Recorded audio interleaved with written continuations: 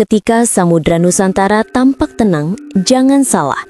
Di bawah permukaannya, Indonesia sedang bersiap jadi kekuatan laut yang tak bisa diremehkan. Sebuah kabar dari Eropa mengguncang dunia maritim Asia. Italia dikabarkan siap melepas kapal induk legendaris ITS Garibaldi dan, ya, Indonesia disebut tertarik membelinya. Garibaldi bukan kapal sembarangan. Ia adalah simbol kekuatan laut Italia sejak 1985. Kapal perang dengan dek pesawat, helikopter, dan sistem tempur yang dulu jadi andalan NATO di Laut Tengah.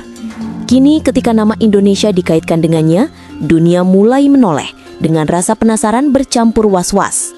Media asing dari Jepang, Inggris, sampai Australia langsung menulis tajuk besar. Indonesia memasuki era baru kekuatan laut. Sebuah langkah yang dianggap berani, bahkan bagi sebagian analis terlalu berani. Namun bagi Indonesia, ini bukan sekedar pembelian kapal tua. Ini sinyal bahwa Laut Nusantara tak lagi ingin jadi halaman belakang negara manapun. Selama 1 dekade terakhir, Indonesia diam-diam membangun kekuatan maritimnya. Kapal selam baru, frigate dari Inggris, hingga galangan kapal dalam negeri yang kian modern. Dan Garibaldi bisa jadi tonggak sejarah, langkah awal menuju armada Laut Biru yang mampu beroperasi di luar batas teritorial.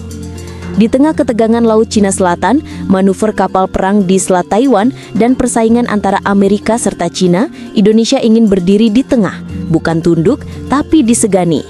Namun langkah ini tak lepas dari kritik. Sebagian bertanya, apakah kita butuh kapal induk? Apakah anggarannya masuk akal? Tapi para analis menjawab tegas, ini bukan soal kebutuhan sesaat, ini soal masa depan. Jika benar jadi kenyataan, Indonesia akan masuk ke klub elit dunia. Negara-negara pemilik kapal induk, Amerika, Cina, Inggris, dan Perancis. Dan itu mengubah peta kekuatan di Asia Tenggara. Media internasional mulai gelisah. Reuters, The Diplomat, hingga Defense News menulis bahwa Indonesia sedang menyiapkan doktrin baru, bukan lagi sekedar bertahan, tapi mampu memproyeksikan kekuatan.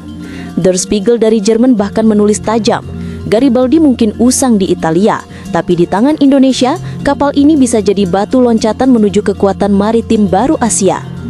Ya, mungkin Garibaldi bukan kapal termuda, tapi nilai simboliknya luar biasa, membangkitkan kembali kejayaan Laut Nusantara dari Sriwijaya hingga Majapahit. Sementara sebagian orang mungkin mencibir, dunia justru mulai berhitung. Indonesia bukan lagi penonton di lautan dunia, tapi pemain baru dengan ambisi besar dan arah yang jelas. Dan sekarang pertanyaan besarnya, apakah Garibaldi akan jadi simbol kebangkitan maritim Indonesia atau justru ujian pertama menuju masa depan yang penuh tantangan? Satu hal pasti, samudra telah bergetar dan dunia sedang memperhatikan Indonesia dengan serius.